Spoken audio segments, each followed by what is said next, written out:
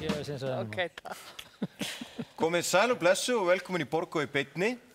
Í kvöld ætlum við að leiklesa leikritið Helgi Þór Rofnar eftir Tyrfing Tyrfingsson.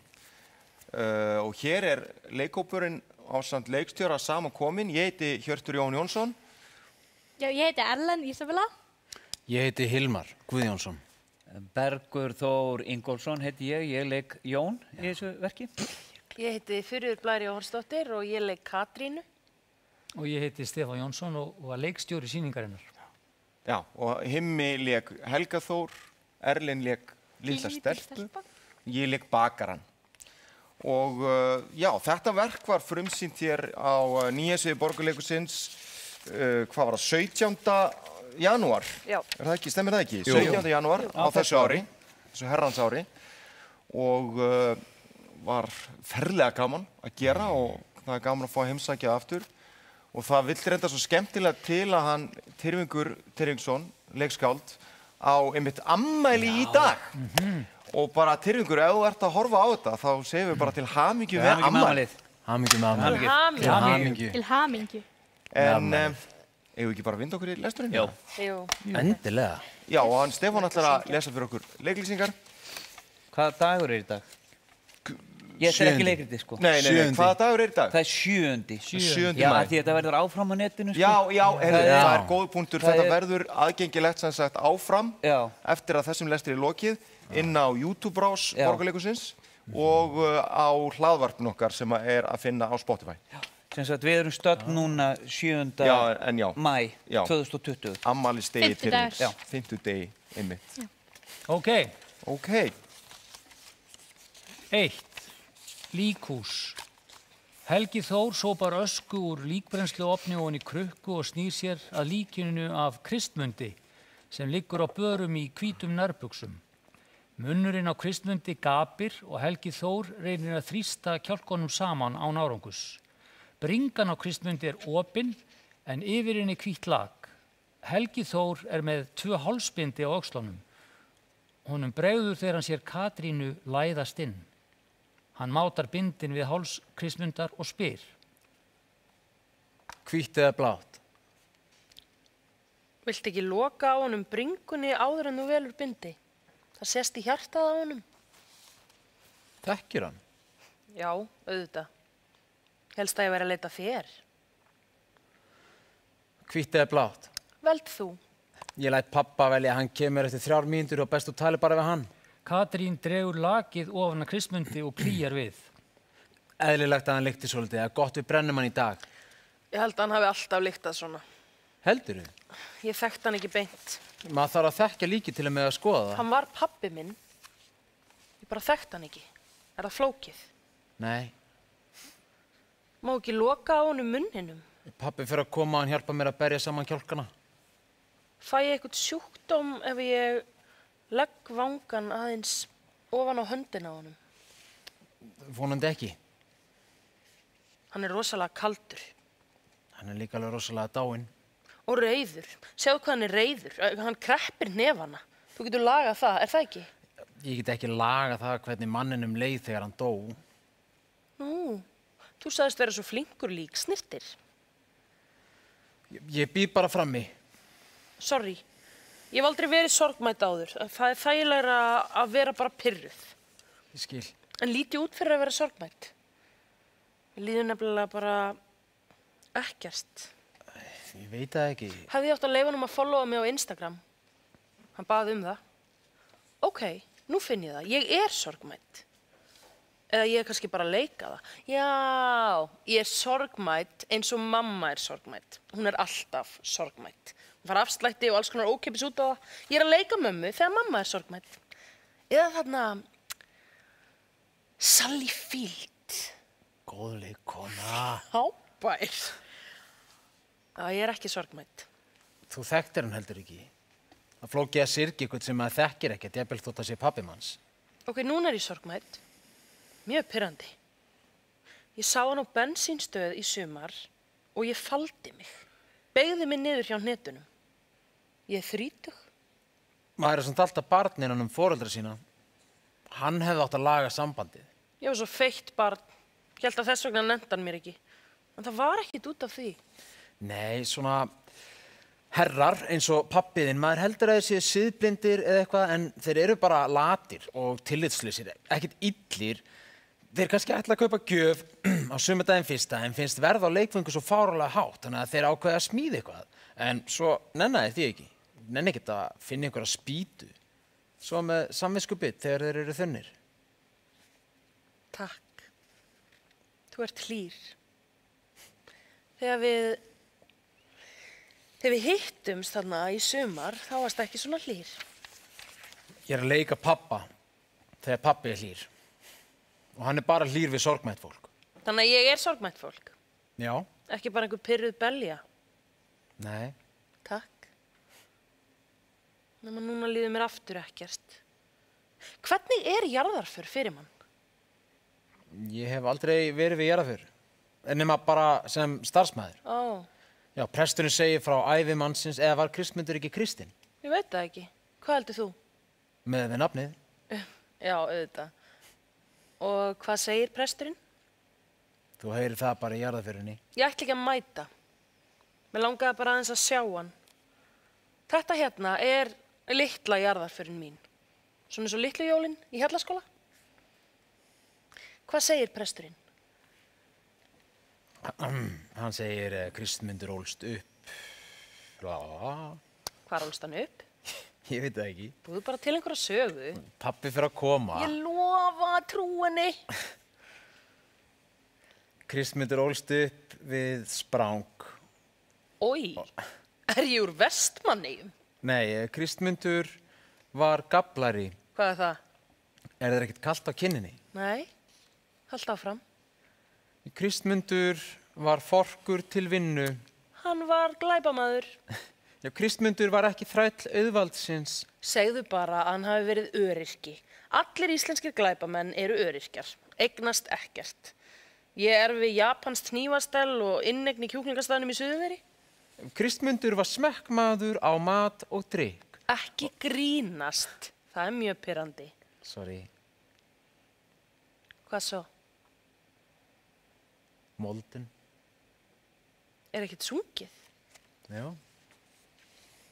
Hvað? Hvað ætlaði að heyra? Bara eitthvað fallegt?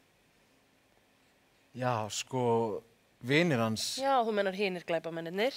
Já, þeir pöntu hann að lagið Þú ert minn súkkulaði í svo sælgetisgrís, já, þú ert sætabrauð strengurinn minn. Því miður svona grín. Þau eru í tísku núna, grínlögin. En er hægt að syngja það fallega bara? Ég held að spili lagið bara í símanum. Ert þú til í að syngja það? Nei, ég. Þegar við hittust þarna daginn, þá talaður að Sorry, heilmikið ég var svo ömulega fullur, ég man ekki. Þú sagðist vera líksniltir, þú talaðir mjög lengi það, kökumeik og einhvern bakara og síðan sagðistu vilja syngja í jarðarförum. Og þá sagði ég að þegar einhver kalla mig eitthvað, þá verð ég það. Ég talaði einu sinni við pappa í síman og hann sagði að ég væri ljóshærð, svo ég litaði hárið á mér ljóst. Einu sinni þá kallaði kennari mig Rannveigu og ég bara leið, já, það er flott nafn á mig, en samt heiti ég Katrín. Ég man það. Þú segist bara vera jarðarfarasöngvari og þú verður jarðarfarasöngvari. Það er ekkert voða frekt. Sko, mér finnst nú að pæla bara aðeins í hlutunum. Skipulögg eitthvað og þá líðum við bara eins og ég hafi eiginlega gert það. Núna þá er ég að spá í að fara í bíkó. Það er alveg nóg. Þarf ekkert að fara. Ég er hvort ekki að kaupa neitt þegar ég er í bíkó. Ég er meira svona eitthvað að pæla og skipuleggja og... Ok, þetta gerir mig mjög sorgmæta. Þú velur. Hvernig á sagan mín að vera? Í jarðarförin hans pappa spilaði gamalt spýttfrík súkkulaðigríslagið í símanum sínum eða í jarðarförin hans pappa söng Helgi. Hann sá allt. Þannig kynntumst við. Nei, Katrín, ég get ekki... En þá skal ég mæta. Helgi, Jón æðir inn í líkhúsið með látum, hann raddsterkur og í óvenju miklu uppnámi. Helgi, verður á lífi. Svaraðu mér, Helgi. Ég dáinn. Já, ég gerði allt vitlaust í Hamraborginni morgun. Ég horfði í augun á lækninum og ég sagði hann okkur, tekurðu mig af þessum lyfjum, þú tekur úr mér ristilinn eða ég tek mitt eigið líf. Veldu nú, ég sagði það, ég gerði það, ég mætti bara þarna og ég sagði það, ég vil freka vera með stómapoka, Helgi, heldur hann að lífa með þessum sásauka eins og það sé rotta inn í maganum á mér að reyna að klóra sig út, Helgi. Eins og 1000 fiðrilda lirfur klekist úr eggjum, þetta ekkert líf. Þú ert seinn. Heyrur ekki hvað ég segi, Heyrur ekki í mér? 1000 fiðrilda lirfur Í gær klekist úr... var það fóturinn, þú ætlar að saga hann af. Hvernig hann í dag? Hann allur hennar. Þetta Katrín, dóttir hans Kristmundar, þið ræðið saman. Já, Ég vil frekar tala við þig, Helgi, en 1000 rottur. Ég get alveg látið ykkur í friði, krakka mínir. Ég held kannski, Katrín, að þú vildir tala við einhvern sem kannaðist við pappa þinn. Þú þekktir hann ekki neitt. Nei, við vorum saman í sundleikvi minni og í tantraskólanum á Smiðjuvegi. Svo fórum við í viku á nútistanýlendu við Svartahaf. Ég held ég með myndir hérna í símanum. Nei, takk. Sko, þetta Balkanskaga lið, það eins og homarnir. Brjálað í skandinavíska herramenn. Verður þetta... Já, fyrirgeðu. Jón klappar líki Kristmundar fast á magan svo smellur í. Verður þetta tónninn í jarðarförum? Nei. Nei, vinnir hans plötuðu mig. Þeir borga fyrir jarðarföruna með skiptidílum. Ég fæ 4 lambalæri og sjónvarp og ég horfi aldrei á sjónvarp. Sagan af pappaðinum sorgarsaga, átti ekkert nema kannski bussu og einhverja fingur þegar hann dó. Þannig að við græðum ekki krónu, Katrín litla, þú skuldar mér og honum viniðinum hérna fyrir jarðarför. Ég skil ekki af hverju þú kemur of seint. Hann kemur aldrei of seint. Hvað er eiginlega að því? Ég lendi þannig í þið trúið þessu ekki. Ég var í svo miklu uppnámi eftir læknin að ég dreif mig bara í perluna. Og það er svo sem ekkert tiltökumál nema hvað. Ég mæti á efri hæðina og hef ekkert verið í sigrinum, bara alveg passa mig á honum og ekkert verið í brauðinu heldur. Svo langaði mig svo. Mér langaði svo í ís í brauðformi að ég bara gat ekki stilt mig og náttúrulega í uppnámi eftir þetta allt saman í Hamraborg. Svo ég mæti þarna upp í Perlu í litlu ísdeildina, svona lítill ísbali, borð eða vagn og hvað heldurðu að þau séu komið með? Ísdeildin í Perlunni er komin með ítalskan ís. Vissuðu þetta? Maður getur valið 30 bragðtegundar af ítalskum ís og smakkað. Þau kemur smakkið frítt.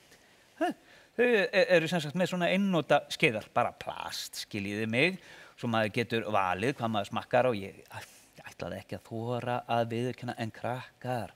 Ég smakkaði allan ísinn, 30 típur með 30 skeiðum og þar á meðal sorbet sem bara krap eiginlega og agalega fest í munnin og fínt ef maður að passa sig á mjólkurvörunum og síðan valdi ég eina kúlu af Baileys en hann var ekkert svo góður. Ég þoli svo illa áfengi og þá fann ég að Varstu þar bara núna? Já, ég var bara að koma það núna. En Perlan opnar ekki fyrir en eftir klukkutíma? Nei, það er búið að breyta opnunartímanum. Þetta er svo vinsælt hjá túristanum. Þeir selja ís klukkan 9 á morgnana. Af hverju lýgur þú svona? Af hverju ræðst þú svona á mig?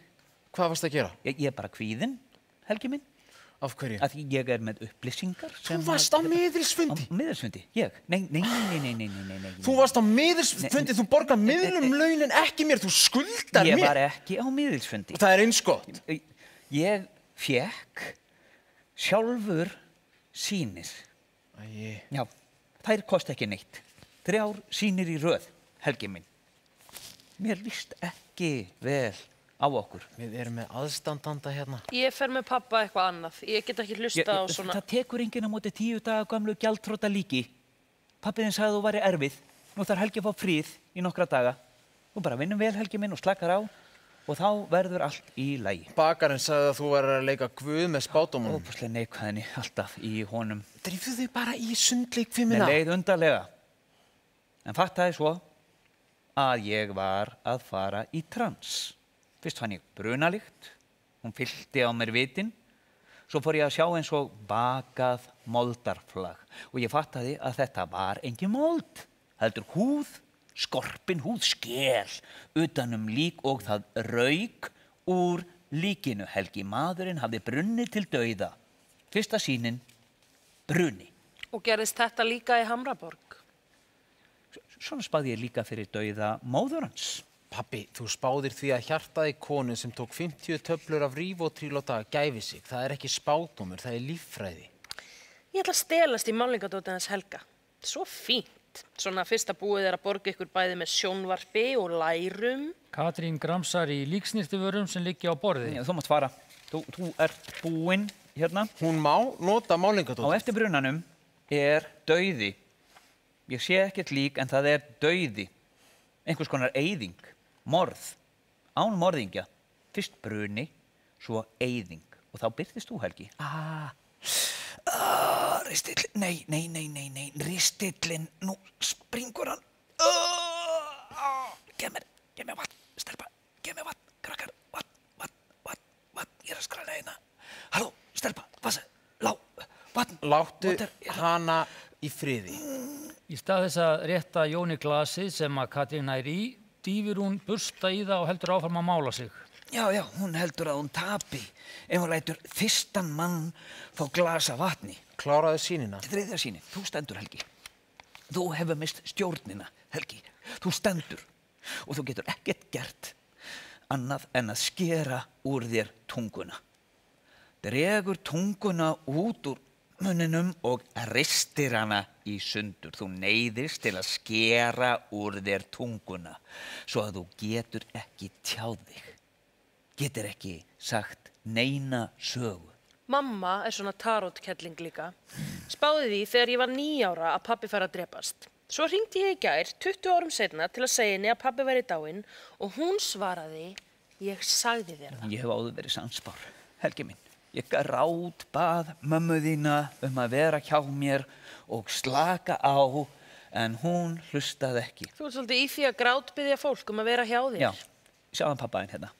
Með kreftarnefa, glennir upp kjaftinn, skítrættur og einmanna.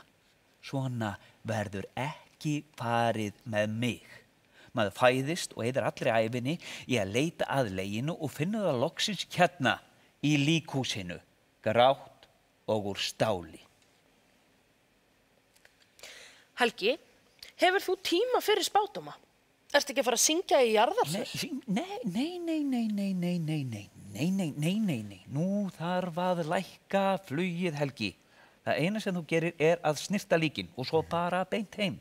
Gistir hjá pappa og við förum varlega. Þú getur elda lærin og svo förum við í PlayStation, svona spádómur handa. Þarf ekki að rætast. Hann kemur bara svona eins og að var okkur við. Þú ert þreyttur. Ristillinn slæmur borðar allt of mikinn sykur. Helgi minn, ég hef verið að passa mig á sykrinum. Pabbi, þú fær sýnir og lausnin er svo að ég vinni mjög mikið og ég eldi handa þér mat og leiki bara við þig. Þú tekur þig frí í dag. Ég sé útförin hans Kristmundar hérna.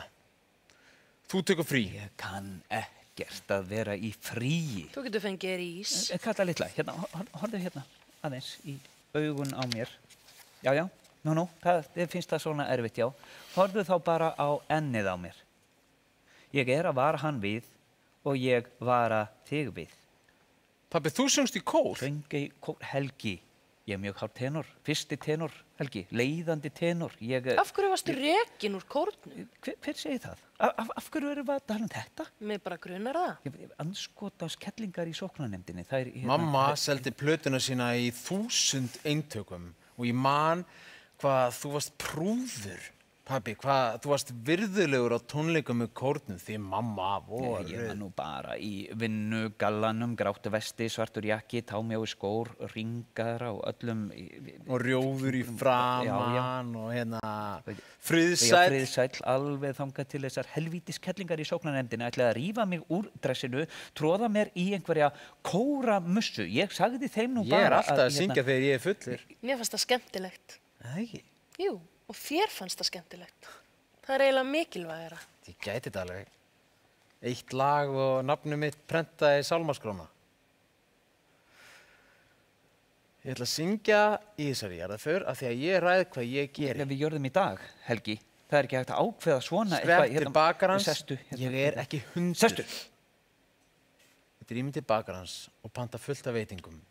Lappa kannski inn í ofnin, sé hvort ég föðru upp eins og rokeldsbíta. Katrín, þú mætir í jarðarförina. Mér var ekki boðið. Það er alveg frjáls mæting, sko. Mér finnst bara nóg komið af pappa í dag. Bruni, dauði og tungan skorin úr þér. Og svona sögum sem pappar segja. Bruni, dauði, tunga. Ef ég er að bíða eftir bruna og dauða og því að ég skeri úr mér tunguna, þá er alveg eins gott að nýta tíman og gera það sem mig langar. Komdu og borðaðu með mér fyrir jarðarförina. Á eftir. Hann langar ekkert til þess. Sjáumst. Sjáumst. Katrín fer. Jón virði fyrir sér líkið af Kristmundi. Hann er voða fríður hjá þér. Ekki svona væmi. Nei, ég meina bara skrítið að sjá hann svona fríðan. Jón blæs blíðlega framan í Kristmund. Af hverju? Hvað meinarðu skrítið? Hann var algjört ógeð. Byrjaði að rotna leið og hann fættist. Hrifsa lakið af bringun á Kristmundi. Hérna, líttu ofan í hann. Nei. Sérðu tótuna, ekki þetta svarta, það er sígarettutjara. Tótan, hérna, þessi eldrauða, hérna, sérðu hana? Já. Í öllum alvöru kvikindum er þessi rauða tóta. Ég hef oft séð hana, ekki einu sinni sígarettutjaran getur litað hana. Þegar ég fór í hjartaaðgerðina þá opnuðu þeir brjóstkassan á mér og ég bað þá að taka mynd, vildi sjá hvort ég væri með svona rauða tótu. Það er engin rauð tóta í þér. Það er rétt, engin rauð tóta í mér, en Helgi minn, það er rauð tóta í þessari stelpu. Katrín, hún bara erði það frá pappa sínum greið, hann er ógulega fríður hjá þér. Í hausnum trúi ég þér ekki, ég veit að hún er ekki ill, ekki með rauða vonda tótu í sér. Það fáránlega er að það er eins og líkaminn sé alltaf sammála öllu sem þú segir. Bara innsæðið. Nei, þetta er ekki innsæð, þetta er bara örugt. Það er svo örugt að trúa þér bara alltaf, trúa sögunum sem þú segir. Þá þarf ég aldrei að velja, það er eins og þú leggir á mig álög. Ég fell líka í einhvern trans og út af þessu er ég farin að hata þig.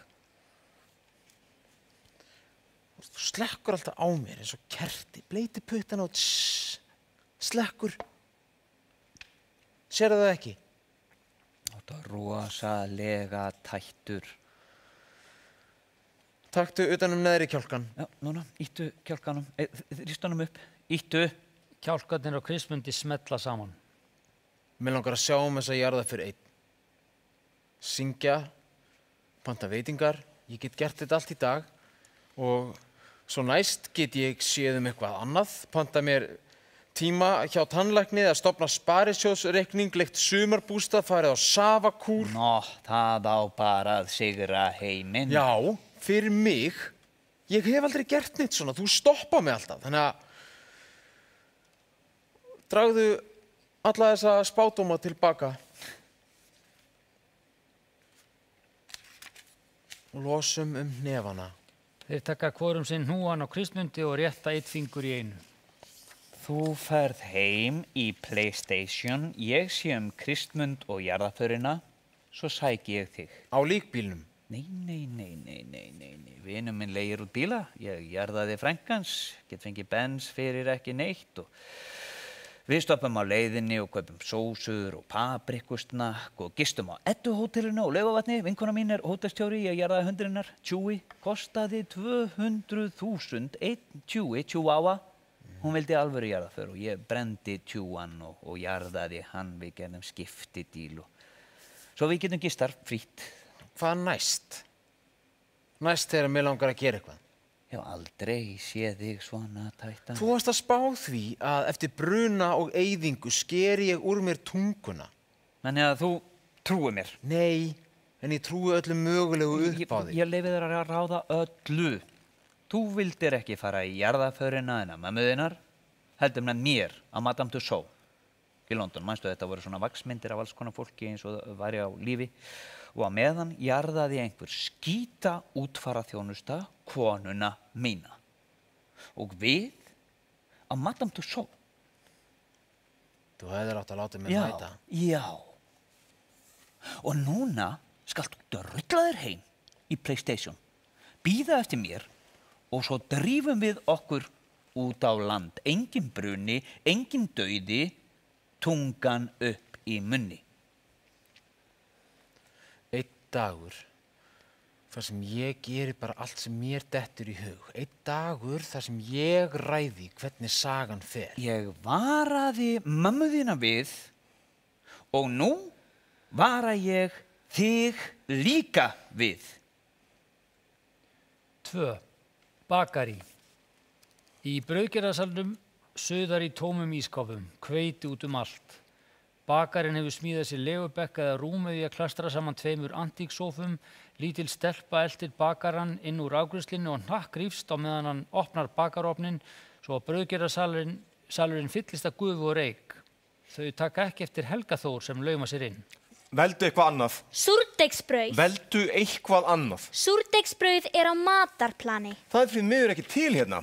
Ég má borða speltbrauð, það er á matarplani. Ég sel ekki spelt. En ég má borða spelt, það er á matarplani. Heyrir ekki í mér. Ég má borða spelt. Ég sel ekkert fucking spelt af því ég sel ekkert fucking kjaftæði. Ef ég fætti mömmu og segi, kallinn í bakarínu átti ekki súrdeig og heldur ekki spelt, svo ég keypti bara snúð. Nei, þá byrjar mamma að gráta og segja við pappa, dóttir þín er legasjúk. Og mamma og pappi fara á fund með hjúkun í heilsuskólanum. Hjúkan kemur til mín og spyr, af hverju valdur að kaupa snúð, elskan? Út af þessu öllu, þá bannar hjúkan mér að fara með hópnum í minigolf á föstudaginn.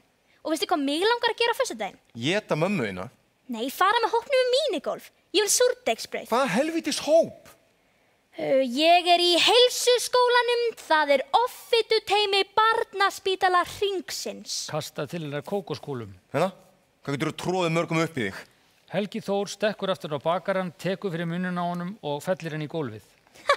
Látt hann baka fucking súrdeigsbrauð, litla kunta. Bakarinn hendir Helga Þór af sér. Dröllu ykkur út! Farðu sjálfur út, litla kunta. Ég á þetta bakar í mellaðinn. Æ, þá verður að skutla mér í bakari sem selur súrdeig. Út! Æ, please, nennir að skutla mér í hana bakari, nenni ekki að labba. Bakarinn dundrar kókoskúlum í stelpuna, hún kastar kúlunum tilbaka, fer og skellir hurðinu á eftir sér. Geðveikar þessar litlu mellur. Svona verður stelpa þín bara eftir nokkur ár.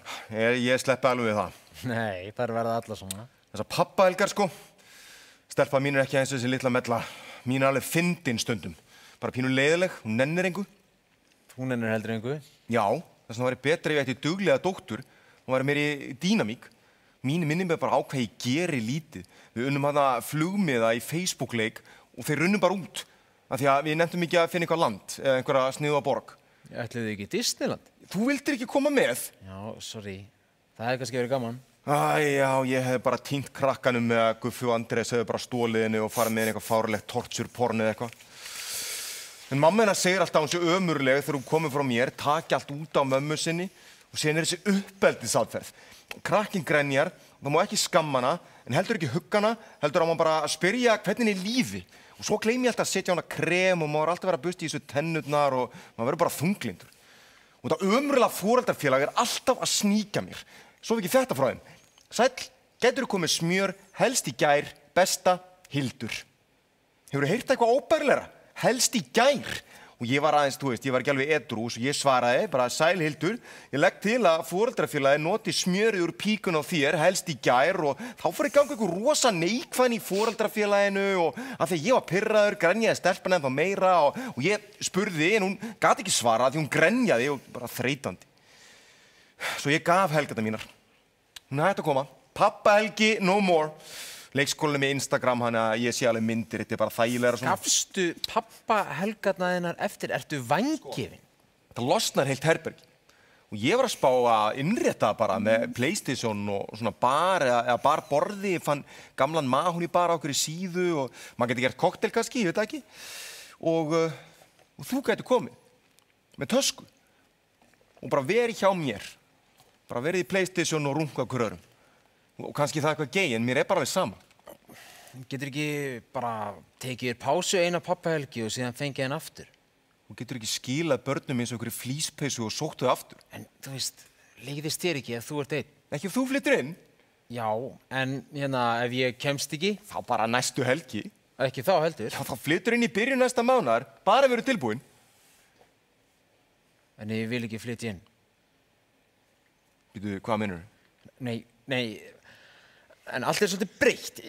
ég er að sjá jarðarför alveg einn og svona velja sjálfur en ekki láta velja mig. Ég ætla að syngja.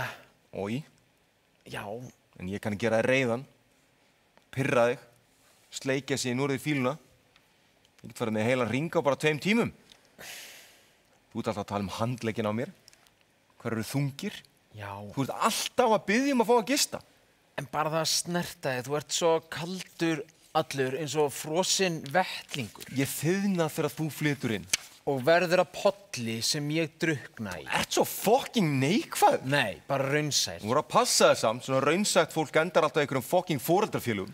Nei, ég er einmitt ekki að passa mig. Bara passa mig ekki neitt. Og mér finnst ekkert svo gaman í PlayStation. Þér finnst það gaman. Hvað meinar þú? Ég vil ekki sitja bara og horfa á þig í PlayStation og vera eitthvað að sofa hjá þér af því að þér finnst pappahelga svo leiðilega. Svo átti ekki að gefa pappahelga þennan eftir.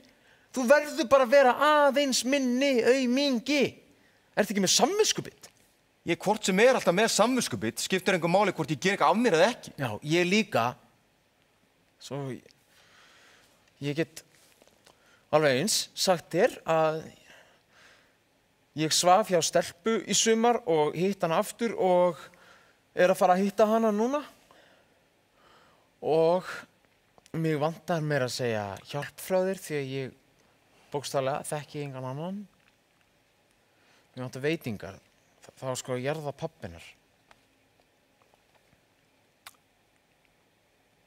Segðu þessari skvísu að standa á haus, tylla mjöðmunum svona aðeins fram og skýta í píkun á sér. Ég veit, ég á ekki að biðja þig um þetta. Ég skal alltaf fórt með ruslið. Nei, ég vil ekki búa með þér. Ég vil heldur ekki búa með þér. Ég vil helst ekki að hafa þér það. Ég er líka bara alveg að fara. Mér vantar Já, málið er, þetta snýst ekkert að vilja eitthvað. Þú hatar að fara með ruslið, þú elskar að elda. En maturinn er ógeðslegur. Af hverju étur hann þá? Af því að þú eldar hann. Þú veist, ég vil ekki þennan mat, en hann kemur frá þér og allt sem hann kemur frá þér er... Ég mynd hnetuofnami. Nema þegar þú notar hnetur í mat. Þú elskar að ryksuga, hatar að skúra. Notar ómikla sápu í tuskura því að þér líður eins og líkburðnar séu ekstra hreinar eða freyðir úr tuskunni. Þú lærðir á YouTube hvernig maður brýtur saman lag. Þú kemur fram í líkinni eins og þessu börn sem þú fær í smá stund að passa. Þú lest dánartilkynningar í fréttablaðinu og ekkert annað. Og þú hefur verið hrifin af mér síðan þú varst 12 ára. Hætti þessu kjaftæði. Þú heldur að ég vilji eiga þig, riðlast á þér og það er alveg rétt. En mér langar mest, og sorry, þetta er fakkalegt, að vera bara vitna þér. Sjá þig. Þú lætur mig gleyma mér. Svo gafst mér skó. Hvað með það? Þetta voru gamli skór af pappa? Já, en þetta voru nýjir skór fyrir mig. Hvert er uppáhalds dýrið mitt? Uppáhalds dýrið þetta er fíll. Ekki af því að fíll er svo stór, heldur af því að fíllinn verður svo gamall. Uppáhalds ísinn minn? Grænn lunkur, Stjörnumerki? vog, rísandi sportdreki. Vá, Yes. ég held að þú væri bara í PlayStation og... Sæið þið ekki? Uppáhalds bíll? Cadillac, Uppáhalds litur? rauður, Nei, jú. nei, rauður var uppáhalds liturinn hennar mömmu. Þú rugglaðist, er það í gangi? Þú að rugglast á mér og henni eins og ég sé að bráðna saman við hana. Það er alltaf lægi, sko. Nei, aldrei. Mamma þín var bara djammari og bara heimsk, bara... Uppáhaldsliturinn er rauður. Heims hvað? Uppáhalds fucking liturinn er rauður. Blár, eins og fíllinn, heims hvað? Hóra. Hvað vantar þig? Veitingar fyrir 30 manns. Hvað áttu? 15 skall. Drulla þér út. Please! Fyndið, þegar mamma þín betlaði. Það var hann ekki svona sorgleg. Hún var hressari betlari. Og hún bauðist til að gera hvað sem var. Ég hef aldrei beðið þig að gera neitt fyrir mig. Reiðir betlarar fá aldrei neitt. Mamma þín var alltaf til að gera eitthvað í staðinn. Hvað gerir þú í staðinn? Ég skal hugsa þetta með að flytja inn. Ég get kannski sett eitthvað af dótinu mínu í skúffu hjá þér. Sokka. Nærbuxur. Nærbuxur. Ég skal reykja ykkur upp fyrir 50 skall. Maður borgar ekki meira en 15.000 fyrir þetta. Þetta kemur frosið frá Póllandi. Þetta er ógeðslegt. Þú ert bara að gefa mér þetta. Er það fitna? Út af fitna. Það er ekki pláss fyrir hlussur í íbúðinu minni. Ég ætti kannski að borða meira súrdeg. Selurðu súrdeg? Bakarinn hrækir framan í Helga Þór sem stendur eins og frosinn. Reiður. Pirraður. Svo rauður í framan. Nei, þú ert ekki reiður. Smá hráki gerir svona mikið fyrir þig. Pervert. Bakarinn þurrkar hrákan framan úr Helga Þór með sundinni og kissir hann á hökuna. Pabbi spáði því að allt sé að fara til helvítis. Og þú náttúrulega, eins og mamma enn, trúir öllu kjaftæðinu sem vellur upp úr þeirri gömlu feitubólu. Bruni, dauði og að ég skæri úr mér tunguna. Þú ert miklu merkilegri en það sem sagt er um þig og spáð fyrir þér. Það rætist ekki nema þú látir það rætast. Ég spái því að þú farir núna úr buxunum og snúið þér í eitt hring fyrir mig. Ég fekk 15.000 kallinn í smálán. Ekki nóg. Pabbi vinkonu minnar var að deyja, átti ekki raskat, mér langa bara aðeins að hjálpa henni. Mér er alveg sama um einhverja litla kettlingu, þetta veistu. Helgi Þór fer úr buxunum og snýr sér í hring á hvítum nærbuxum. Núna hinn hringinn. Úr og þá þarf þetta ekki að borga neitt. Helgi Þór fer úr, hann snýr sér annan hring. Bakarinn lyftir peysun á Helga Þór og skoðar hann, potar aftur í magan á honum. Hafðu samband og fáðu pappa helgarna þínar. Ég skal klína þér brauðtertu og skella í eina skúfuköku. Kem með þetta eftir. Helgi Þór hrækir framan í bakarann sem brosir. 3. Heima hjá Katrínu. Helgi Þór lítur í kringum sig. Hvít gæra liggur yfir stól og á gólfum eru loðin teppi. Á dúkuðu borði má sjá handjárn og rauðvínsglas. Katrín ber inn fat með steiktum kjúklingi. Helgi Þór fitlar við handjárnin. Þú manst ekkert eftir að hafa verið hérna? Jú. Þú notaðir ekki handjárnin.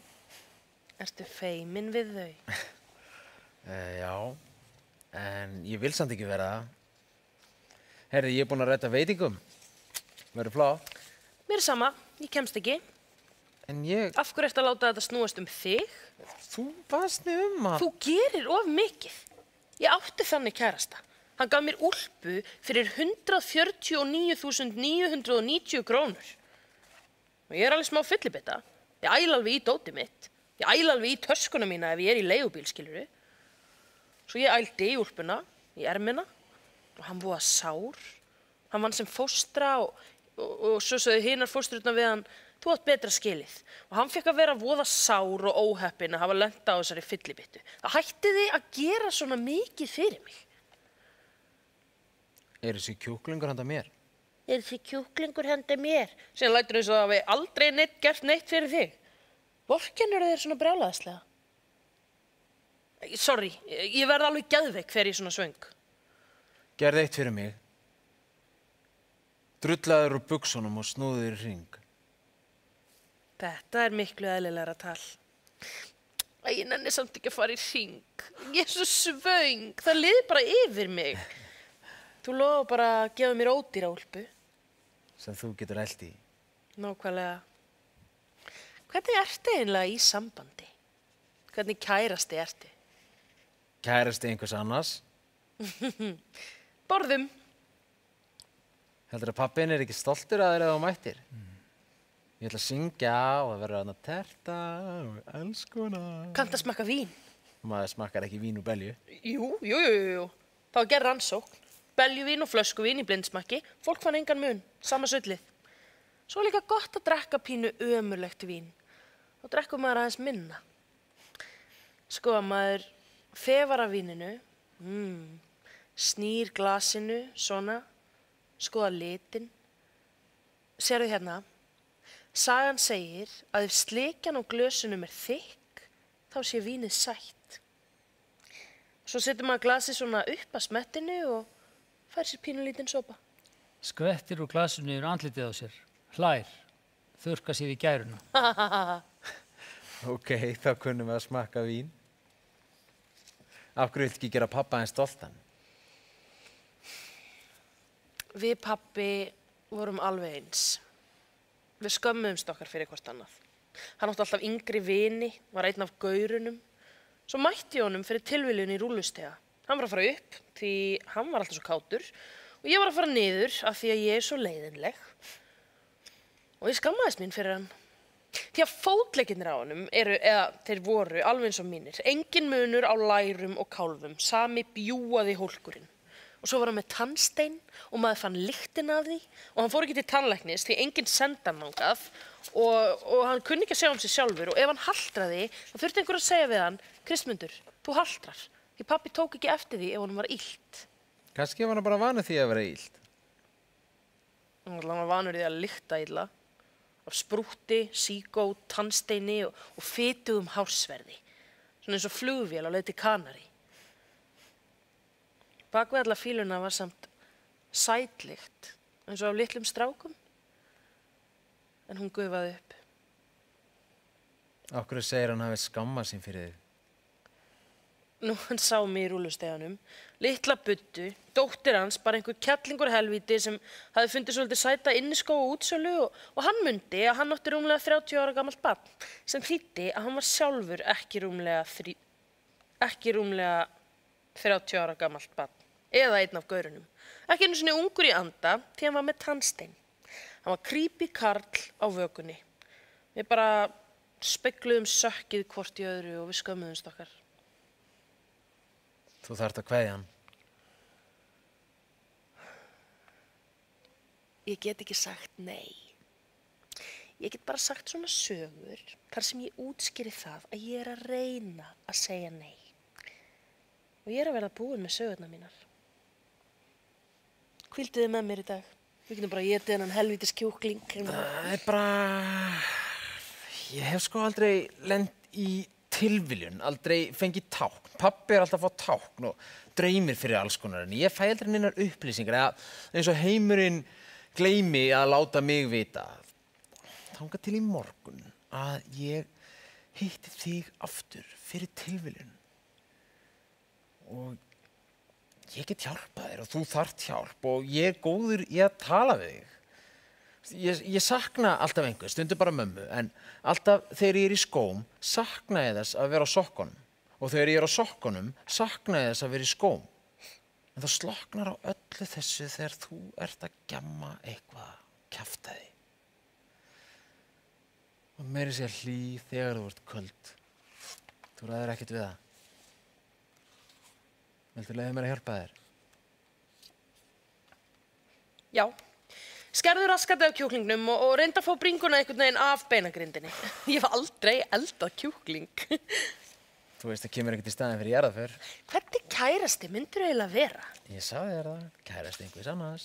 Mig langar í mann sem er svo leiðinlegur að það róar mig. Ég þarf ekki nema að hlusta á hvað hann gerði í dag og það er eins og hugleiðsla. Og ég er svona leiðilegur. Það er nú ekkert voðalega hress.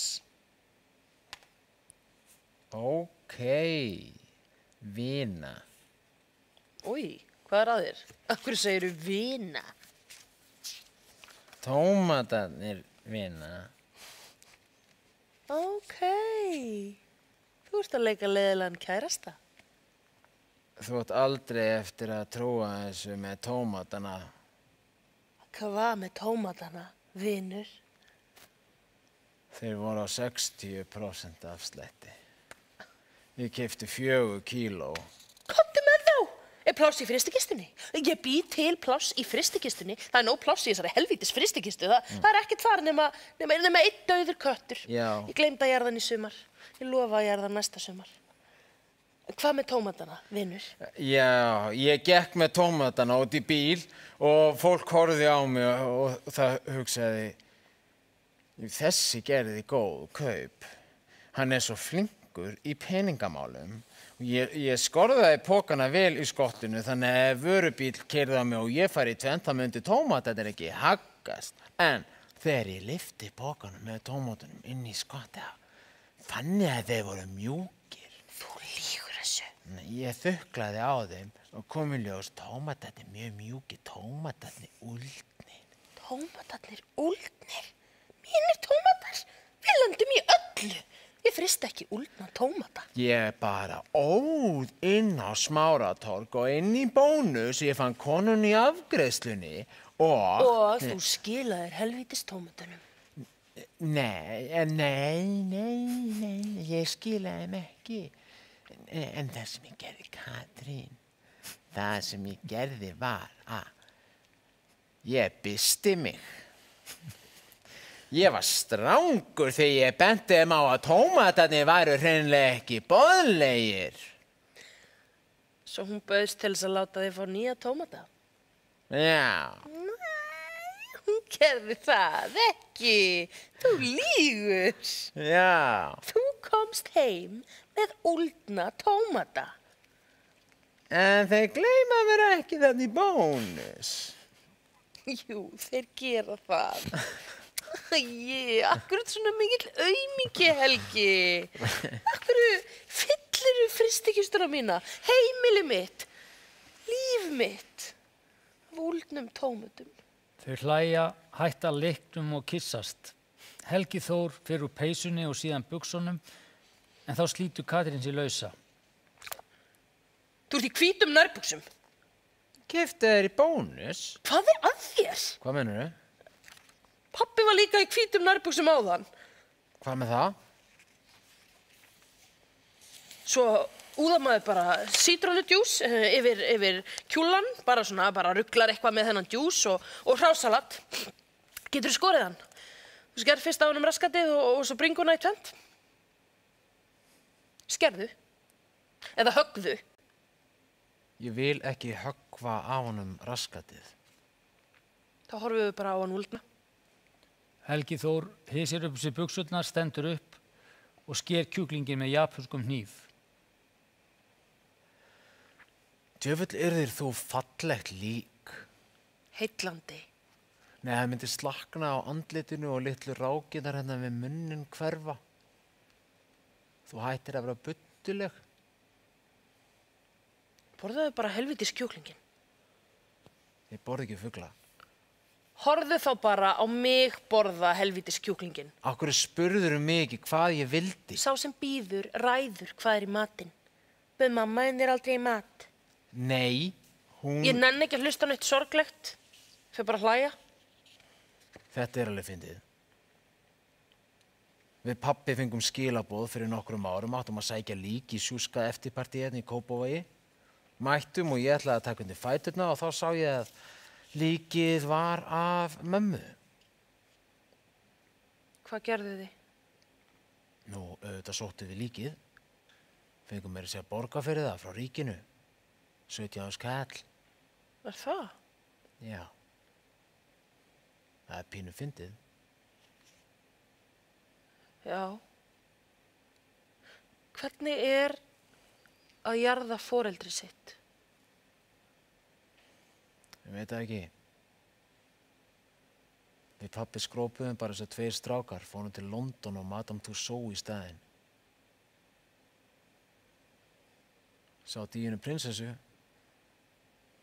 Maður sér það meira að segja á vaxstyttunni hvað hún var léleg mamma.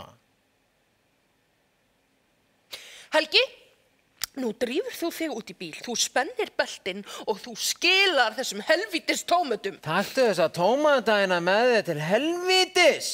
Þau komast ekki lengur inn í leikinn, hætt honum. En þessu hefur eitthvað slegið saman. Jarða fyrir pappa mín, svo hvað, mamma þín? Byrjar að þrífa framan úr sér málinguna. Já, eins og ef ég syngi og gerir rosa mikið fyrir pappa þinn, gerir ég það fyrir mömmu í leiðinni, er það vængið? Já. En ég held að þetta geti virkað. Ég held að þetta geti hjálpað mér. Ég veit að þetta geti hjálpað þér að mæta á svona. Þannig að ég verð að drullast til að mæta. Já, annars verður þetta algjörlega fáránlegt. Engi bað mig að syngja, nema þú. Ok. Ég skil. Ég lofa að koma. Ein spurning. Ég lofa að skila tómötunum. Hann lýkur við að þrífa málninguna Katrínu og byrjar að mála hana sjálfur. Heldurðu að þú verðir einhvern tímann sjálfur foreldri? Ég sjálfur eins og safn af börnum. Tekur í hönd hennar og leggur á hálsinn á sér. Hérna eitt sem öskrar af reiði þegar pabbi erfiður. Það heyrist ekkert í því. Færir hönd hennar á magan. Hérna eitt sem elskar að fara í fílu og kenna fólki leksíu. Verst að fólk tekur aldrei eftir leksíunni sem barnið reynir að kenna. Leggur hönd hennar í klofið á sér. Hér síðan eitt sem gerir hvað sem fyrir hvern sem alltaf hrest. Náttúran passar upp á það að fólk eins og ég, safn af börnum, eignist aldrei börn. Spes. Áttu svartan kjól? Já, bara svarta kjóla. Hér ætlum við að taka örstutt hlé, svona 10 mínútur og komum aftur að vörmum spori. Það ekki bara? Jú. Fólk getur farið fram og...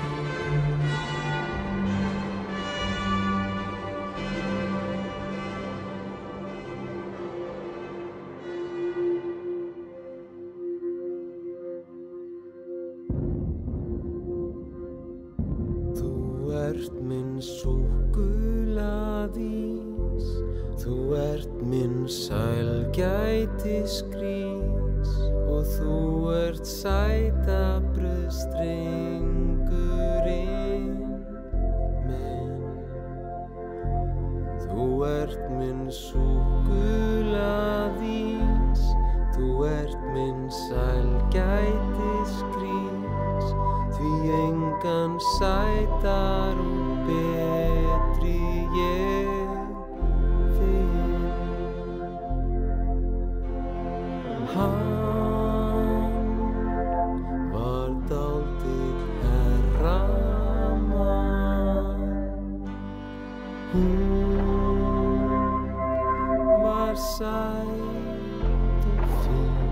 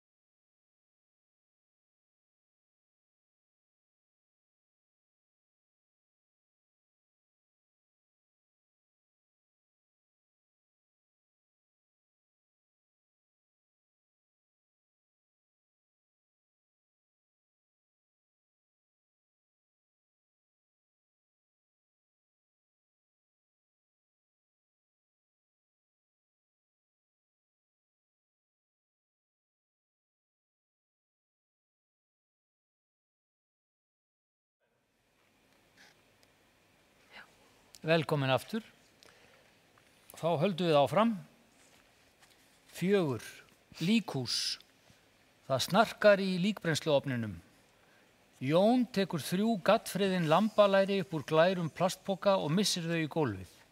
Hann tekur þau upp og laumar þeim inn í líkbrennsluofnin til þess að afþýða þau. Kristmundur liggur í jakkafötum í líkistu. Inn gengur bakarinn með fangið fullt af veitingum án þess að taka eftir Jóni. Helgi, getur þú hjálpað mér þetta? Hvar ert þú búinn að vera? Heldur ég sé að fela mig? Ættir kannski að gera það. Í hvaða rottuhólu fann Helgi þig? Hann fann mig í rottuhólun og sér. Hjálpaði mér með... Jón tekur litla öskju úr fangi bakarans. Það er allt þarna og í góðu lagi með þetta. Fínu lagi. Kvittu fyrir mig. Svo núna bakar hann brauð. Stingur síðasta lærunni inn í ofninu og raular. Ég að baka brauð. Þú mátt sjá, en farið þá frá, því ég að baka. Ég afþýða lambalæri, hitinn hreinsa líka alla bakteríur. Við Helgi ætlum út á land.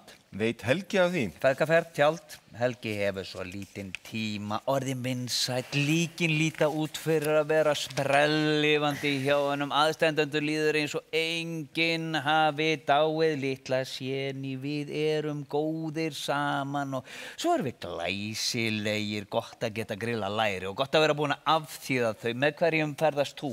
Kvittaðu. Dóttuðinu væntanlega, átt ekki stelpu. Herðu, það þarf ekkert að kvitta. Það borgaði náttúrulega enginn fyrir þetta. Ég hefði aldrei borgað fyrir þetta. Það er ekkert að því sem ég baka. Ég myndi aldrei bjóða mínum gestum upp á þetta en sjálfur þá get ég alveg miklaðan mat. Tekur skúffuköku upp úr öskjunni og borðar vænan bitavenni, spýtir bitan út úr sér en tekur strax annan. Ói, það er gerjun í miklunni. Þetta er ekki Þú miklað. ættir að sjá málverk af blómum í vasa, sko erlendis. Það þýðir ekkert að vera að skoða þessa íslensku málara. Þeir vita ekkert listir. Í málverkum af blómum í vasa erlendis hengir eitt blómið haus, annað er nýdautt og það þriðja er byrjað að gerjast og mygla og það er líf og fjör í myglunni. Ég er ekki myglaður. Ég baka gott brauð. Hverjum finnst það? Syniðinum finnst það.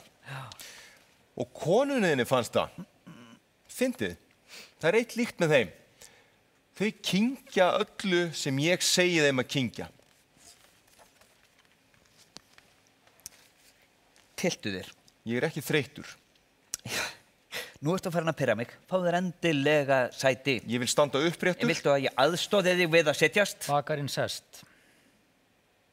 Með þér tekur fólk í fjölskyldum minni pásu frá lífinu. En gleymdu því ekki að ég er lífið. Þú ert freyðivín í hlénu. Ég er upphaf, miðja og endis. Hvers konar líf er það þegar þú spáir fólki eyðingu, dauða og hvað var það? Hann stingur sér augun? Nei, það var hérna í leikritinu. Ég spáði því að hann skæri úr sér tunguna. Skilurðu að fólk þurfi pásu frá þér? Og svo pása verður sífellt lengri og tekur að lokum yfir lífið. Þú veist það. Það getur gamall glæpon með lungna þembu gert. Ég get séð inn í framtíðina. Ég hef afstýrt slysum á sjó og vitað hvar týnd börn voru niðurkomin. Faldurðu börnin ekki bara sjálfur? Ég ætti kannski að fela dóttur þína. Ekki hóta mér. Leið mér að giska. Fyrst varstu með hana viku og viku, svo langar helgar, svo aðra hverja helgi og núna ekki neitt. Þú segir öllum að það sé út af þessum ógeðslegu kúkableium, en ástæðan er svo að þú bara gast ekki borgað fyrir þessar kúkableiur. Alla þennan mat, þessi skrýtnu, kettlingalegu gjöld. Og þú fannst að annað fólk sá það. Dóttir þín, konan mín, sonur minn, þau leita til þín, en þú klikkar og svo klikkaru aftur. Þú gerir fólk desperat. Ég ætla að skrifa það á leggsteiniðinn. Gerði fólk desperat og bakaði myglað brauð. Það er ekkert að því sem ég baka. Það er ekkert að því sem ég geri. Ég stend upprétt. Ég spái því að þú verðir hluti af spádómnum. Og ég spái því að það verði þér að kenna. Helgi Þór kemur hlaupandi inn, býst þess að lifta undir kistu Kristmundar en hvorki bakarinn né Jón hjálp honum. Pabbi, það er búið að banna okkur að afþýða í líkofninum. Drífum okkur upp í kirkju. Skotans, helvítis, neikvæðinni alltaf í þessum spítalakellingum hérna á þessu landi. Það er hvergi hægt að grilla gaddfreðin læri. Ég vil ekki grilla. Svo þú eru einn í tjaldi, Jón, með 3 lambalæri. Skrýtnasta klámynd allra tíma. Helgi, talaðu við mig. Það hefur engin tíma í vælið í þér. Átt ekki pillu við þessu rugli. Haltu kjafti. Við pabbi erum að verða of seinir. Viltu ekki tala við mig? Nei, af hverju? Bakarinn þrífur í Helga Þór og kissir hann. Þið, mamma þín, vitið ekkert hvað þið viljið. Hún vildi allt nema þig. Jón tekur blíðlega í höndina á bakarannum sem streitist á móti. Heyrðu, Ég er svangur, mig langar að heyra hljóð, ég verð að heyra steikingarhljóð. Jón leggur hönd bakarans á lokið á ofninum og brennir hann lítillega svo snarkar í. hættu! Æ, pabbi, ekki þetta núna. Er þetta von? Hann ætlar að flytja inn til mín. Jón opnar líkbrennsluofnin og bakarinn öskrar hæðslu svo Jón treður kökum upp í hann, heldur hendina á bakarannum við opið á ofninum svo hann brennir sig. Bakarinn spýtir út þessu kökunni. Æ, pabbi, fólk geti heyrt í honum. Viltu meira? Nei, Jón leggur höndina á bakarannum aftur á ofnin. Í þetta sinn stendur bakarinn stjarfur og án þess að öskra. Góð með gott. nei. Meira. Jón sleppir hendi bakarans. Meira. Bakarinn brennir sína eigin hönd en Helgi Þór kippir henni af ofninum. Djöfulsins fríkið þitt. Hún vildi allt nema þig. Mamma þín var einu sinni vissum að hún vildi búa í þorpi í Evrópu. Þeir voru báðir litlir. Hún kunni ekkert tungumál annað en íslensku og ekkert nema að snirta lík og svo söng hún líka ágætlega, gaf út plötu. Ég sagði henni að í þorpum Evrópu væri enginn að leita að mállausum líksnirti. Eina sem hún geti gert þarna væri að vinna fyrir sér sem hóra, íslensk hóra og ég sagði henni það líka. Hún vissi að það væri það eina í boði fyrir hana þarna í þorpum Evrópu en samt stakk hún af. Það eru mörg 1000 þorp í Evrópu. Ég leitaði í 7 mánuði, seldi líkbílinn, Cadillac til að hafa næga peninga. Ég reyði með að segja spæjara sem eftir aðra 7 mánuði frétti loksins af henni í Ryggisberg sem er þorp í Sviss. Með ostabúð, slátrara, skiljiði mig, skóara og rakara. Það var hádegi þegar slátrarinn í Ryggisberg benti mér á rakarastofuna hinum megin við götuna. Ég gekk inn, mammaðinn var í rauðu leðurvesti, skærin héngu svona framan á henni og hún lét á engu bera eins og hún vissi að ég myndi finna hana. Ég hafði með svona sítt ljóst hár, neðar á axlið, liðað en ekki krullað og hnausþykkt. Ég hafði safnaði, notaði næringu annað hvert dag, settist, bað hana að særa hárið. Hún tók það upp í tagl og klippti allt taglið af.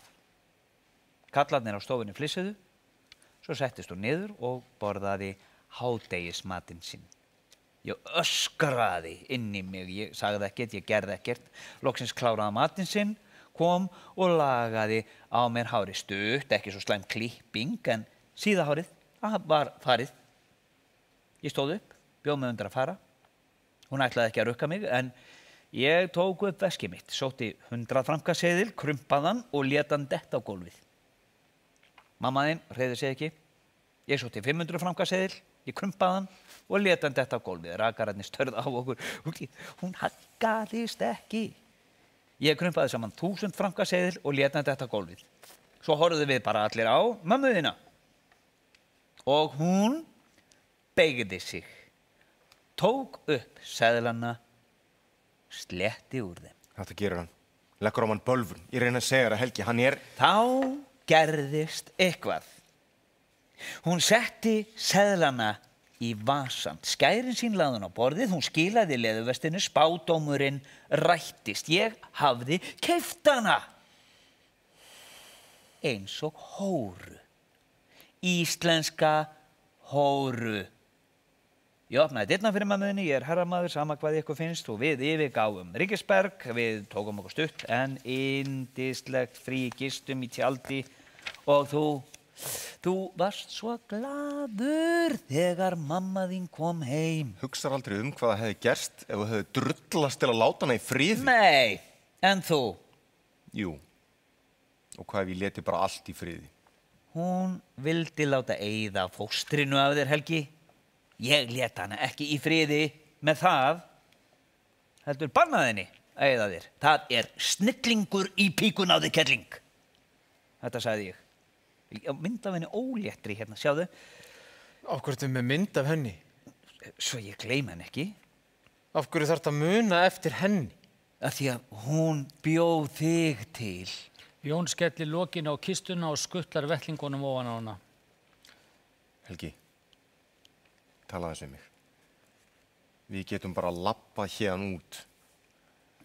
Við mammaðin gátu það líka. Það geta það allir. Þeir þurfa bara að gera það. Komdu með mér. Hann er bara einhver haugur af orðum. Ég er að verða of seinn og ég vil ekki að þú hjálpi mér. Hjálpa þér sjálfur. Helgi Þór og Jón taka undir kistu Kristmundar og bera hann út. Slökktu á ofninum. 5. Kirkja. Kista Kristmundar stendur á miðju gólfi. Jón ýtir Helga Þór inn á sviðið, hann ræskir sig og skimar yfir áhorfendur sem nú eru gestir í útför Kristmundar. Það var búið að biðja lag já. Syngur við karaoke undirleik sem Jón spilar á símanum sínum. Þú ert minn súkkulaðís, þú ert minn selgætisgrís, já þú ert sætabrauðsdrengurinn minn. Þú ert minn súkkulaðís, þú ert minn selgætisgrís, engan sætar og betri ég finn.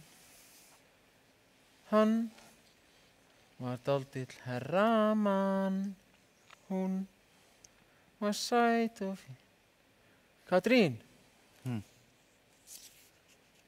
Katrín, syng til mín, sagði hann. Hvar ertu? Helgi minn. Hann hættir að syngja, undirleikurinn heldur áfram. Býta eins með lagið, halló, Katrín! Helgi minn, Helgi. Undirleikurinn hljóðnar. Hvar er Katrín? Hún ætlaði að koma. Helgi, þetta gengur ekki. Helgi minn, hann Katrín! ætlar að hérna, nú undir við djúpt strákurinn minn og... Jón gengur nær, Helgi Þór fellur í fangið á pappa sínum. Katrín! Helgi minn, nú reynir þú bara aftur. Hann er að gera þetta í fyrsta skipti, strákar. Við leyfum honum hérna að prófa aftur og aftur. Nei. Aftur. Jón ýtir Helga Þór fram á sviðið og hverfur sjálfur. Orgel byrjar að spila undirleikinn úr laginu. Nú syngur hann alveg eins og engill. Þú ert minn súkkulaðís, þú ert minn sælgætisgrís, já þú ert sætabrauðsdrengurinn minn. Hann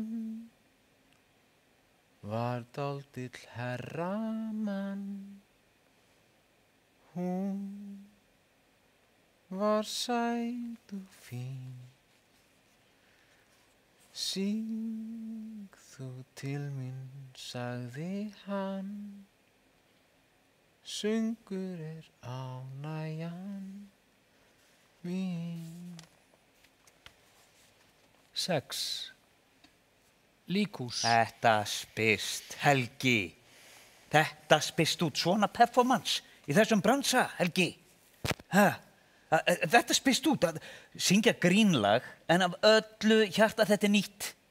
Ég hef jarðaði 40 ár, hef aldrei séð þetta gett svona og svo förum við bara erlendis, jörðum erlendis. Svíjana, jörðum þá, norsarana, jörðum þá. Þeir eru svo stórir og sverir að það þarf extra large, auka peningur það drengur minn, við smyrjum á extra large kisturnar, djöfull, vastu, flottu, djöfull, söngstu vel. Hvar var Katrín? Af hverju? Ég bara gef þig fyrirtækið, helmingin. Við eigum bara að útfara þjónustuna saman, rekum hana saman, finna nýtt nafn, jörðum grínlaust. Nei, það bara svona hugmynd. Ég hanna nýtt logo, ég lungin í hönnun, ég hanna logo með þér að syngja og mér þar sem ég stend virðulegur. Þú, nútíminn og ég, virðulegur Sör. Ég verði jakkafötum úr herrafattaverslun Kormáks og Skjaldar, það Sör, alvarlegt, en samt grín. Og við byrjum að jarða í beis. Fyrstir til að jarða í beis, það allt hægt, Helgi minn, þetta stórkostlegt líf. Já, þetta var gaman, ég vissi samt ég gæti þetta. Krissi hefði líka elskað þetta, hann elskaði svona grínlög, ef lagið var grín, þá var hann hrifinn. 5.000 kall, nei, annars ég ekki með neitt. Hvað ertu fávitiðinn? Ertu heimskur? Ég að drepast. Já, þá ert þú nú á réttum stað. Hæ? Ég búin að vera að leita bakarinn út allt. Hann sko lofa að skuttla mér í alvöru bakari. Henta þér ekki út? Bara því að þú varst í bakaríinu, svo kom ég aftur. Hann gerir allt fyrir mann þegar enginn sér. Nú, en hann pabbið þinn? Nei, hann á bakari sem sökkar og segir bara skít. Og hann lofaði að keyra með það og ég að fucking deyja í þessu svöng. Hvar er hann? Enginn á lífi hér nema við, hann örugglega bara komin út í bíl. Jöfull heitt hérna, gef mér vatn. Ég sagði bakara helvítin að slökkva ofninum. Hvað ertu heimskur? Hann er hér. Helgi, slökktu á ofninum. Lítil stelpa finnur föt bakarans og hendir í Helga Þór og Jón. Þetta eru ömurlegu fötin hans. Ég má ekki þessa neikvæðinni. Hann er alltaf í þessu. Heyrðu, Helgi. Opnaðu aðeins opnin, Helgi. Hvað er að þér? Leifðu opninum aðeins að kólnu, þetta eru bara lambalærin. Nei, það er... Hvað? Jón hleypur til og hálf brennir sig þegar hann opnar opnin. Hættu þessu! Hættu! Jón hrindir Helga Þór frá sér, rífur upp opnin, dregur börurnar út og brennir sig á puttunum. Á börunum hvílir brennt lík bakarans. Þetta er bara...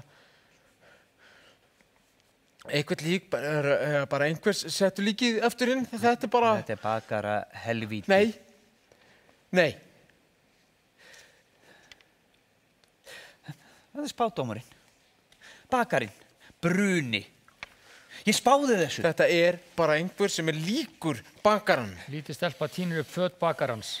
Kotti fötin, drullaðir í vinnuna. Mér langar í snúð. 2 snúða.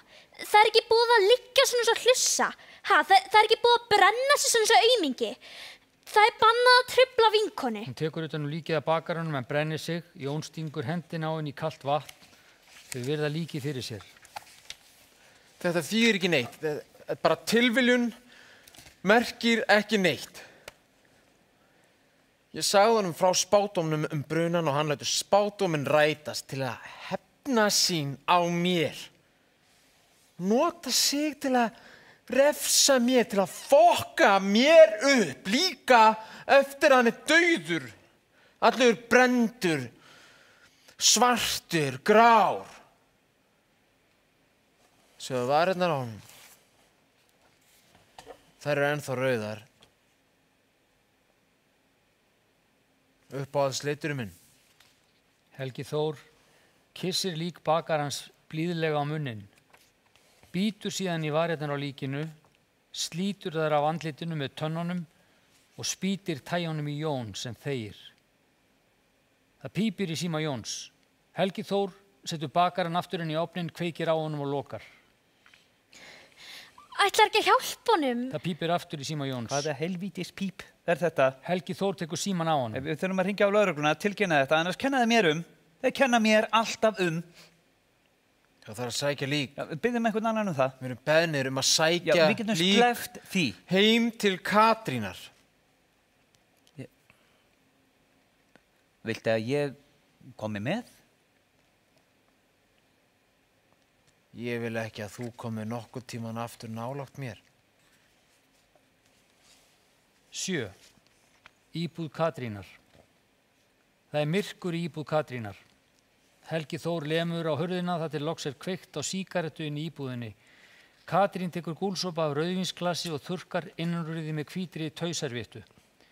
Allt er ennþá óbreytt frá því þau borðuðu kjúkling fyrir daginn, diskar og hnífar í hjartastað á kjúklingunum.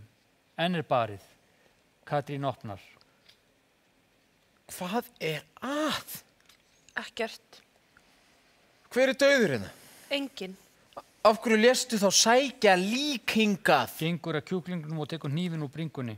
Annars hefðirðu aldrei komið. Ég verð að segja þér svo lítið. Af hverju komst ekki? Ég þurfti að fara í apótek.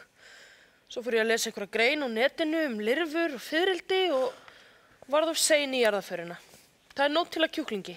Ég hata fugla. Er það vandamálið? Ég meina, hvað er svona mikið að? Þú lést sækja líkið af sjálfri þér. Svo, þótt frumlega kæristu til hamingju. Þú ert ekki kærastan mín, þú veist það. Akkur vælur þá í mér eins og við séum búin að vera saman í 100 ár? Ég vil ekki særa þig, en Hættu þá. ég get ekki verið nálægt þér. Gengur að Katrínu. Núna stendurðu samt nálægt mér. Meira að segja aðeins of nálægt mér. Og það er allt í lagi með okkur bæði. Veistu hvað gerist daginn eftir að heimurinn endar? Nei. Börn fara í krummafót í leikskólan og fólk gleymir að kaupa kaffi í Bónus. Allt heldur áfram. Ekkert breytist. Ekki maður stoppar það. Hann stingur hnífnum á krafti í kjúklingin. Katrín rótar í poka úr apóteki. Herðu, var mamma þín ekki pillukelling? Hættu þessu. Svo þú hlýtur að vita Hættu. hvort ég á að taka hvíta eða bláa. Trottuðum öllum upp í þig, mér er alveg sama. Katrín skólar báðum pillunum niður með rauðvíni. Herðu, ég er svo fínt að fá mér rauðvín og lesa á Wikipedia. Það er löng grein fallegasta fiðrildi í heimi. Atlasfiðrildið. Kannski skrifaðir þú hana. Atlasfiðrildið er stórt en með engan munn. Það skríður út úr púpunni að morgni og ríður allan daginn þar til að drefst að kvöldi. Kannski er hungri, ég veit það ekki.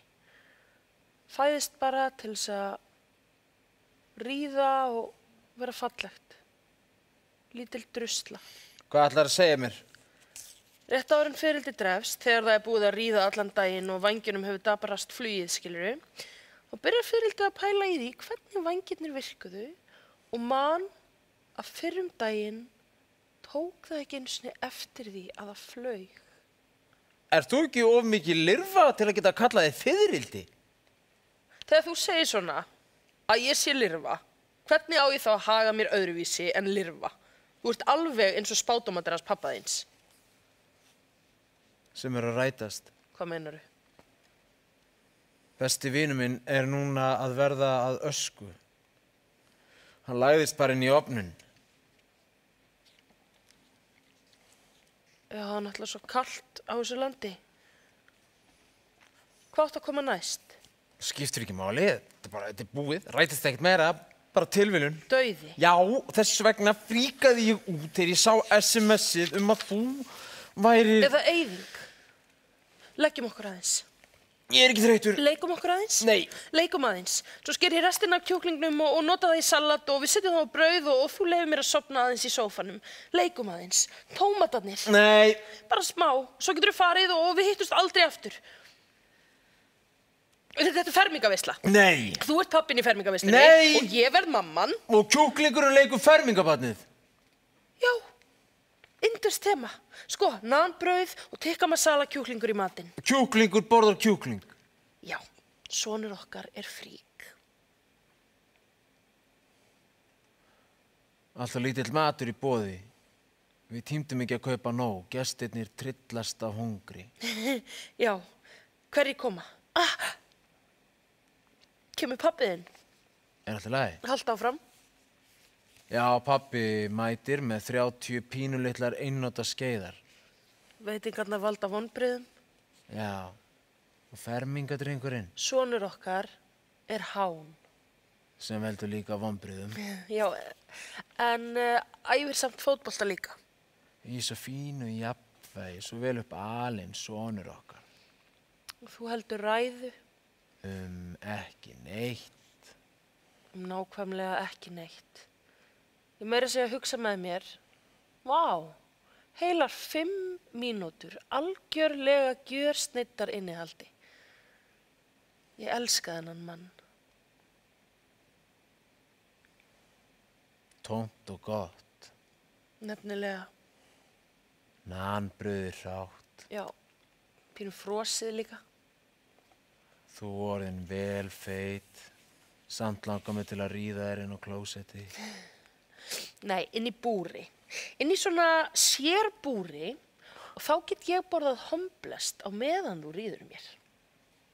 Spikfeit. Því við streytust ekki á móti. Lífið það bara lekur í gegnum okkur. Og við segjum hvort öðru alltaf satt. Nema það særi hinn. Nei. Enginn verður sár. Katrín kissir hann á munnin. Leiknum er lokið. Fyrirgefðu. Ég verð að segja þér. Hvað? Hvað gerðirðu? Stattu þarna hinum megin. Ok. Færi sig yfir í annan enda stofunar og byrjar að klæða sig úr skyrtunni. Ég kom í dag til að hitta þig. Ég vissi að þú innir í líkhúsinu. Ég kom til þess að sjá hvort að við gætum átt eitthvað saman. Og svo bauð þér í mat og ég sá að það ljós í þér en það kemst ekki af. Og við gætum aldrei átt krakka saman. Hvað með það? Við verðum bara svona markalaus frænka og frændi sem er alltaf sólbrún. Tókst þetta tattúinu á pappa? Hvað stóð? Nei. Guð, gerðu mig góðan. Bara ekki strax. Hvað er þetta spá? Þegar þú komst hérna í sumar, Já. ég er á skallanum, Já. ég mundi ekki að þú hefði klárað. Inn í þig. Já. Svo pillurnar áðan. Önnur var bara íbúfen, en hinn framkallar fósturlát.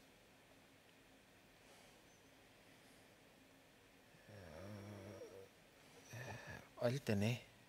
Ekki nær. Jú, Ekki nær. Ældu pillunni? Það er of seint. Eyðingin er byrjuð, ég finn það. Nei, Katrín. Þú sagði mér að taka báðar fokkin pillurnar. Ertu? Ekki nær. Ég finn að það er að eyðast. Helgi Þór leitir að hnípnum. Ældu pillunni? Ég fattaði þetta ekki fyrir þú sagðir. Þetta er eyðingin, þetta er dauðinn sem pabbi spáði. Já, ég sé það núna, fyrirgefðu. Af hverju fekk ég ekki ráða neinu þetta? Þú heyrir ekki í manni fyrir öllu rugglinu í hausnum í þér. Ældu! Það er of seint, fávitið þinn.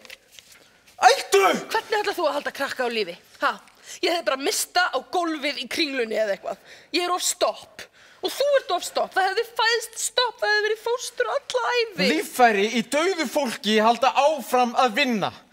Táneglur lengjast og hárið vex þangað til að myglar og myglan er líf. Það er ekki hægt að stoppa líf. Ég hefði getað sagt þér það. Þú sagðir mér að taka báðar fokking pillurnar. Ætlarðu að kenna mér um þetta? Já.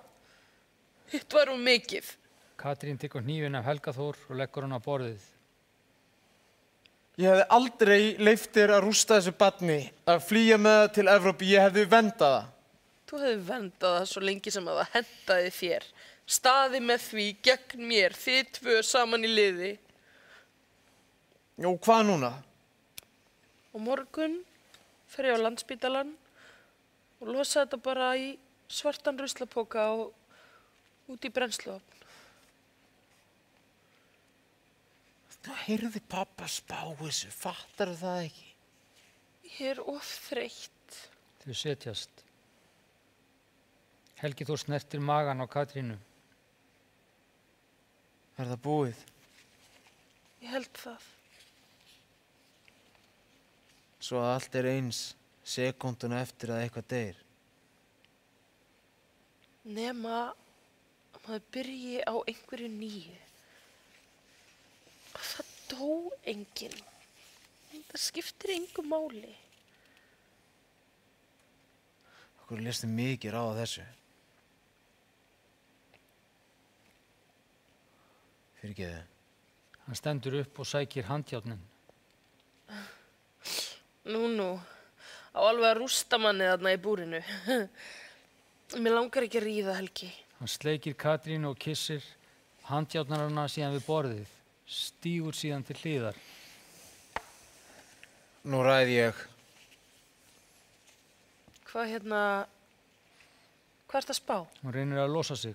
Ég verð að fá að ráða einhverju. Ok, þú ræður. Ekkert búr, ekkert homblest, bara inn á klósett, bara Leiðu mér að sofna aðeins. Katrín streitist við að losa sig. Jón ber á útihurðina og kallar. Helgi Þór sækir hnífinn. Helgi minn, við þurfum að fara. Förum til Evrópu. Lát okkur aðeins hverfa þetta með bakaran. Er vesen, Helgi? Drullaðir í burtu!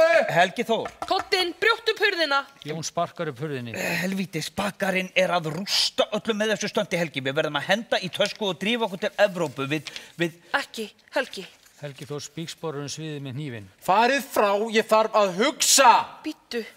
Bruni, eyðing og sker tunguna úr. Helgi, þú ræður hvernig þetta fer. Slepptu þessum hníf. Brunin var mér að kenna, eyðingin mér að kenna þannig að tungan skorin úr yrði mér að þakka.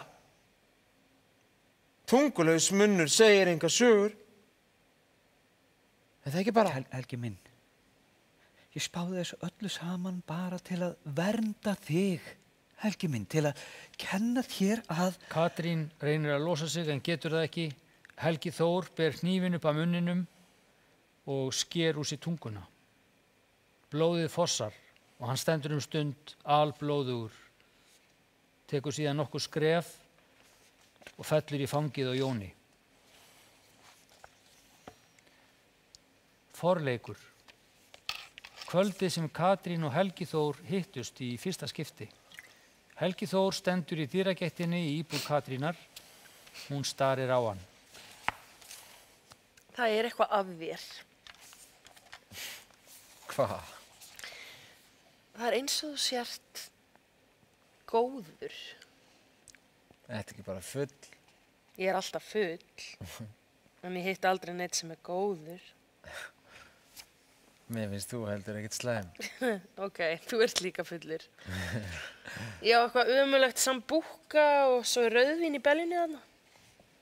Hvort viltu? Þú ræður. Veld þú? Sambúka. Kottu þá inn. Helgi Þór stendur kyrr. Býrðu einina? Já. Ertu þá ekki alltaf ein? Ekki núna. Nei, já þegar ég er hérna. Já, af því þú ert hérna. Kottu inn. Hvað heitir áttur? Katrín. Passa við þig. Takk. Helgi, passar við þig. Nei, það þýðir heilagur. Ég held þú sért það. Helgi Þór virðir íbúðina fyrir sér. Mér langar allt í einu að hengja upp myndirnar og vaska upp. Finnst þið vera drasl? Nei. Ég meina það ekki. Ég meina meira... Hann kissir Katrínu þar til þau falla í gólfið. Meiddirðu þig? Ég meiði mig aldrei. Ég ætlaði ekki að hrinda þér í gólfið. Kannski segjum við krökkunum okkar eitthvað tíma frá því þegar þú ætlaðir að kissa mig í fyrsta skipti en dundraði mér í gólfið. Börnin okkar myndi aldrei trúa því. Akkur myndi börnin okkar aldrei trúa því? Því að ég myndi kenna börnunum okkar. Hvað myndir þú kenna börnunum okkar? Hvað? Hvað myndir þú kenna börnunum okkar? Að trúa því aldrei sem þeim er sagt. Myrkur. Takk kærlega fyrir þau sem áhorfðu og hlýddu og góðar stundir.